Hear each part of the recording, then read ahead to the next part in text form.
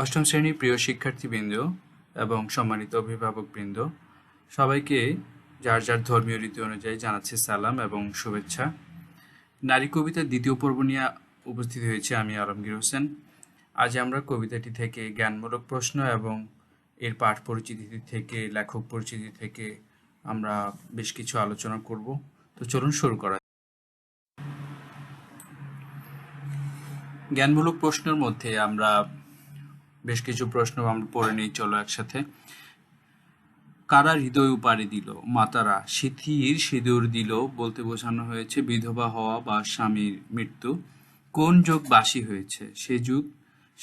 যে যুগে নারীরা দাসী ছিল। এই যুগে কেউ কারো বন্দী থাকবে না। কারা বিজয়লক্ষ্মী? নারীরা। জয়ী পুরুষদের কারা প্রেরণা দিয়েছে? নারীরা। কোথায় নারীর কথা লেখা নেই? বীরের স্মৃতিস্তম্ভের গায়ে। বড় বড় অভিযানে কারা সেবাদান করে? বোনেরা।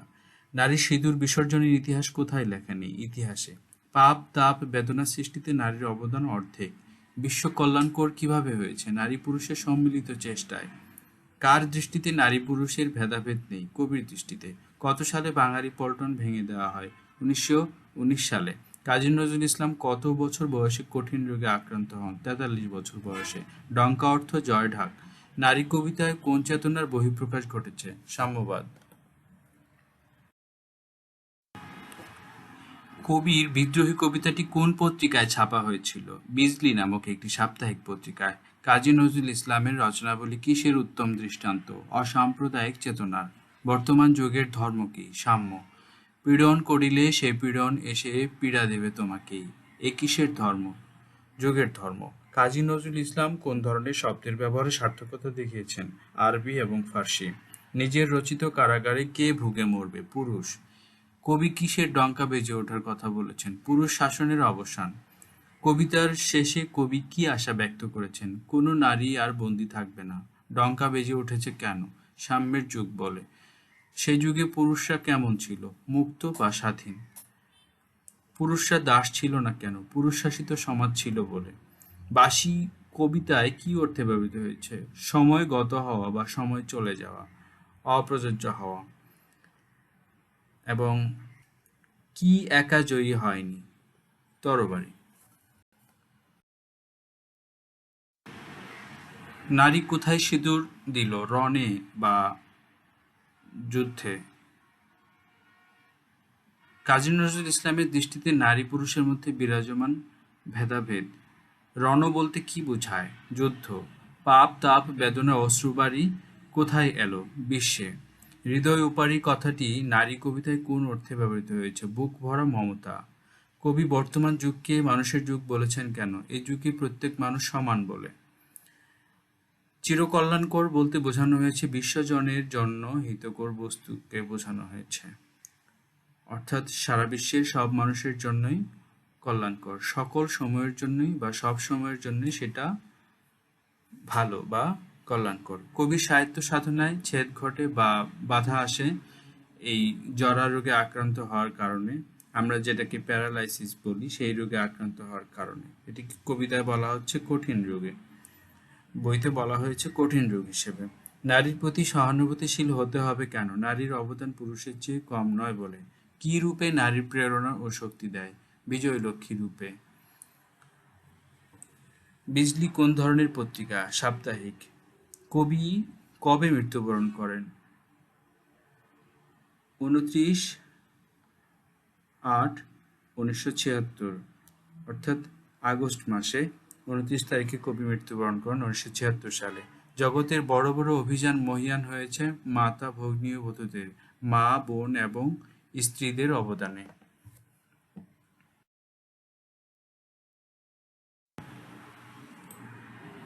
প্রিয় শিক্ষার্থী বন্ধুরা, এই কবিতার পাঠ্য বইতে পাঠ পরিচিতি অংশে যে কয়েকটি শব্দ রয়েছে সেই শব্দগুলো একটু বিশ্লেষণ করা প্রয়োজন। শ্রদ্ধাশীল বলতে বোঝানো হয় যাকে আমরা সম্মান করতে পারি বা সম্মানিত ব্যক্তি, সম্মানিত কোনো বিষয় বা সম্মানিত কোনো প্রসঙ্গ, এরকম বোঝায়।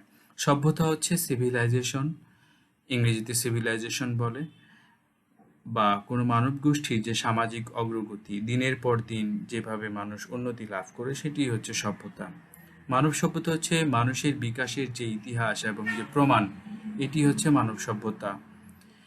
এবং অধিকার হচ্ছে মানুষের যে প্রয়োজনগুলো একটি দেশের সংবিধান স্বীকৃত এবং যেগুলো মানুষের সাধারণ যে প্রয়োজনগুলো সেগুলোকে মেটানোর মধ্য দিয়ে মানুষকে বেঁচে থাকতে সহায়তা করে এবং তার জীবনকে সহজ করে তোলে। অধিকার পূরণ না হলে মানুষের জীবন বাধাগ্রস্ত হয়। মানবাধিকার মানুষের যে অধিকারগুলো বিশ্বব্যাপী স্বীকৃত, অর্থাৎ সারা পৃথিবীর মানুষ স্থান কাল নির্বিশেষে যে অধিকারগুলো ভোগ করে সেগুলোই হচ্ছে মানবাধিকার। সংকলন মানে হচ্ছে বাছাই করে কোনো কিছু পছন্দ করা বা গ্রহণ করা।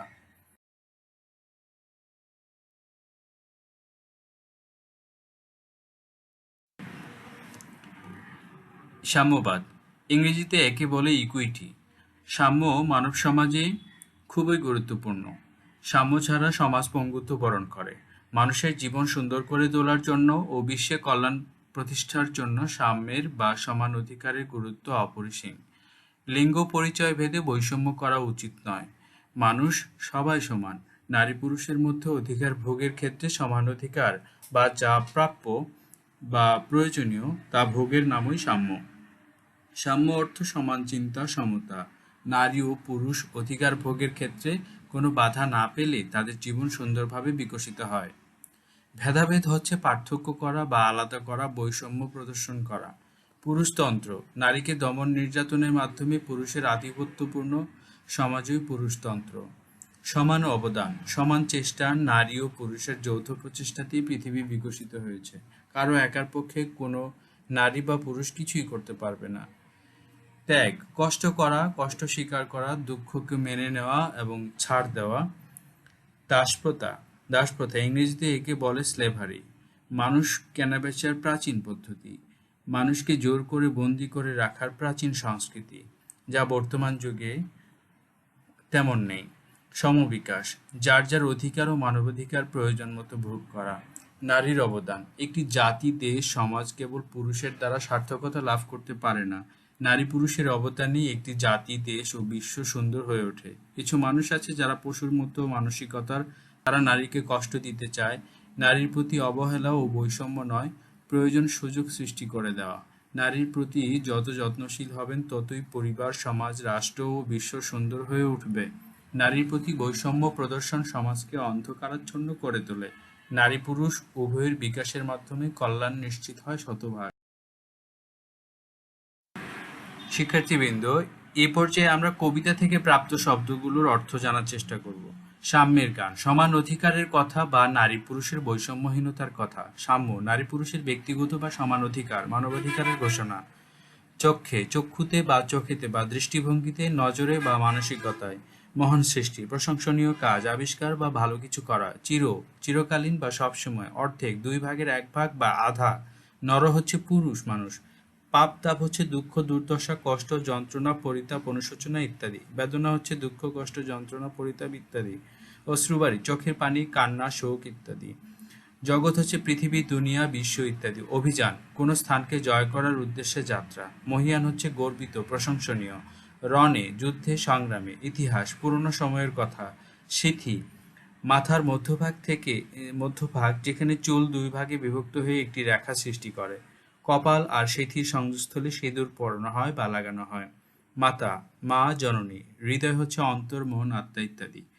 বীর হচ্ছে জয়ী, শ্রেষ্ঠ সন্তান, মৃত্যুর পরও অমর থাকেন যিনি। বীরের স্মৃতিস্তম্ভ নামফলক, স্মৃতিফলক, পরিচয়, অবদান, নামখচিত পাথর বা দেয়াল। কেবা অজানা, সন্দেহ করা অর্থে। উপেক্ষা বা অবহেলা বোঝানো হয়েছে কবিতায়। তরবারি হচ্ছে তলোয়ার, যুদ্ধে ব্যবহৃত বড় ছুরি বিশেষ। প্রেরণা হচ্ছে উৎসাহ, উদ্দীপনা, সাহস প্রদান করা। বিজয় লক্ষ্মী হচ্ছে সৌভাগ্যের দেবী। সে যুগ বলতে বোঝানো হয়েছে দাসত্বের যুগ, অন্ধকারের সেই প্রাচীন যুগ, নিষ্ঠুরতার যুগ। বাঁশি হচ্ছে পরিত্যক্ত, বাতিল, অকেজো বা যেটির এখন কোনো গুরুত্ব নেই, এরকম বোঝানো হয়েছে বাঁশি। কেহ রহিবে না বন্দী কাহারও, ব্যক্তিগত স্বাধীনতা ও অধিকার থাকবে, নির্যাতন করার অধিকার থাকবে না।